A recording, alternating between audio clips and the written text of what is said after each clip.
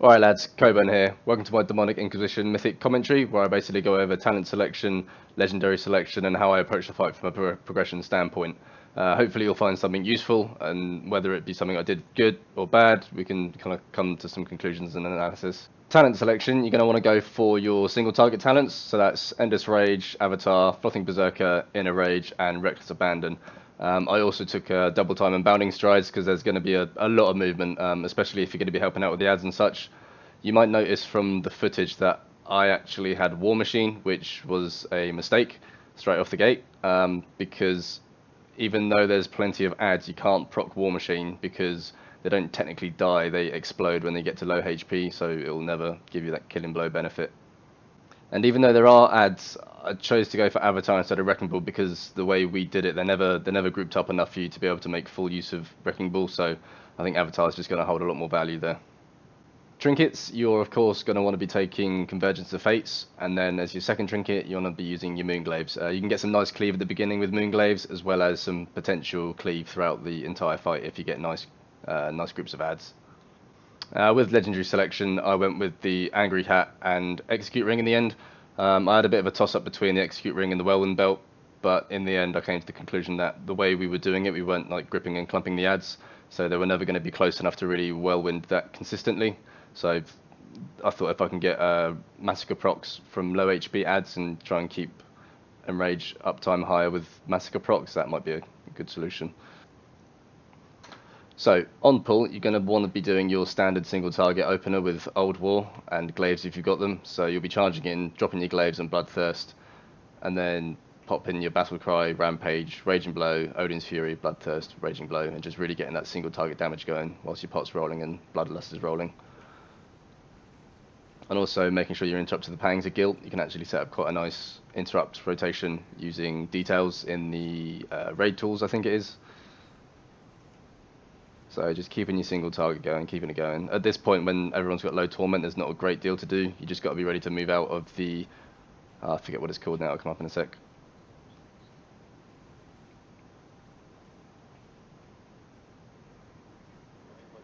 Yeah, the Fell Squall. You just got to be ready to move out of that as soon as possible. You don't want to be taking any ticks from that and spiking your torment. And just keeping damage going on Atragan.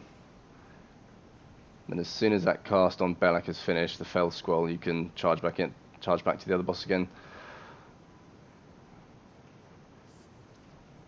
I mean, you could stay on Atragan for a little bit longer, but you're going to have to come off for his Whirlwind anyway, which is just proc now, so you see you'd have to move back anyway. And, you know, the free rage is okay, I suppose, from the charge, but... Now you see here, I'm actually going to delay my cooldowns. It's because I know that we've just had 4 or 5 people go into the other realm, which means that when they come back up, they're obviously going to be spawning ads, and you want to be trying to get as much damage onto the ads as possible without sacrificing too much single target. And I actually do it very poorly here because they come up quite soon, so the ads are taking high priority because they have to die, otherwise it gets really chaotic, and I've actually dropped my glaives there and all my cooldowns. So I don't think I've made... I might have clipped 2 of the ads with the end bursted glaives, which isn't too bad, but if they'd spawned a little bit later under the boss, that would have been good. But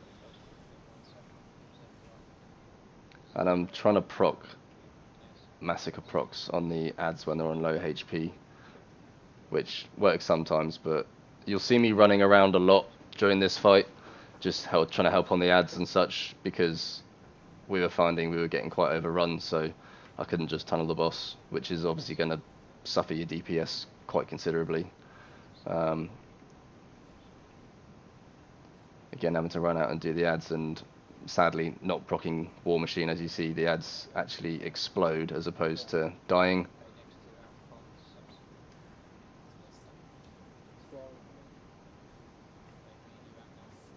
Again, just going on the ads with a little bit of Whirlwind whilst there's 3 or more targets up, but generally if there's 2, I'm just doing single target into them.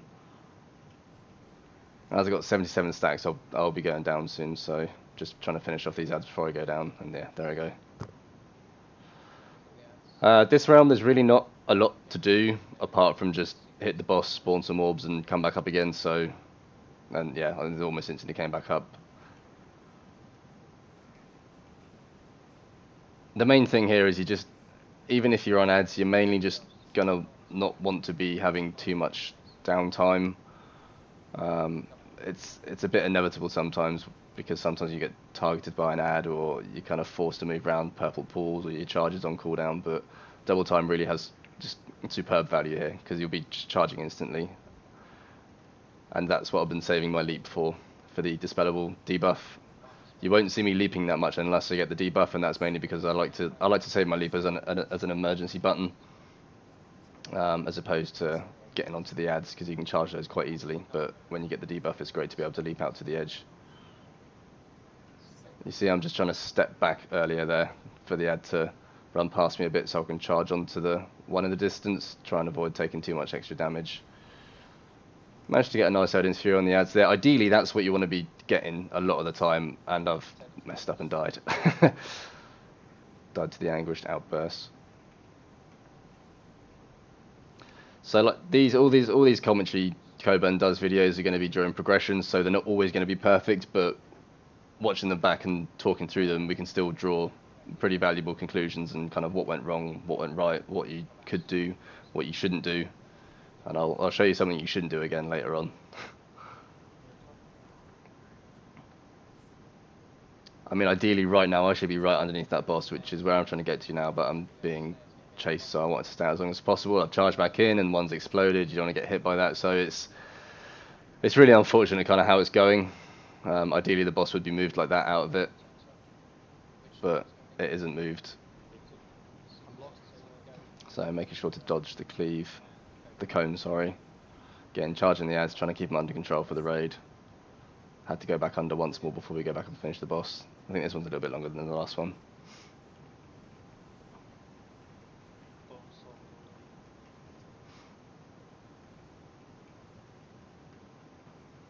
Just collecting them orbs, getting some damage.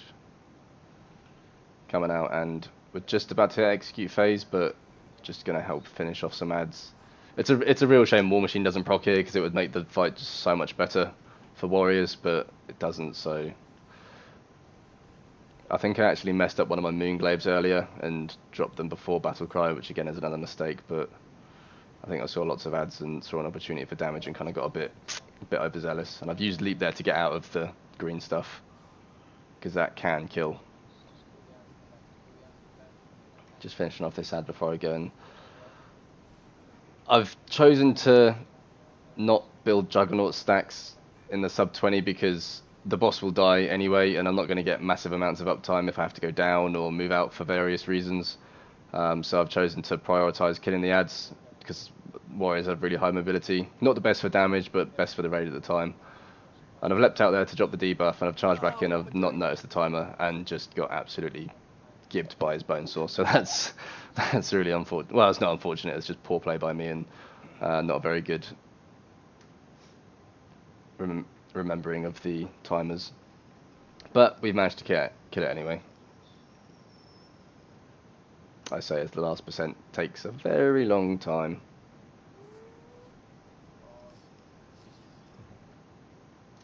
Hopefully you found that of some use. I know it wasn't a very clean kill, it wasn't a very well executed kill, you know, my DPS suffered quite a lot for charging around at the ads, but for us on the progression, that's really what we needed, so that's just what I tried to do. I think in future, I will try and time cooldowns better for when the ads come up, and try not to use them poorly. I also will be taking Endless Rage.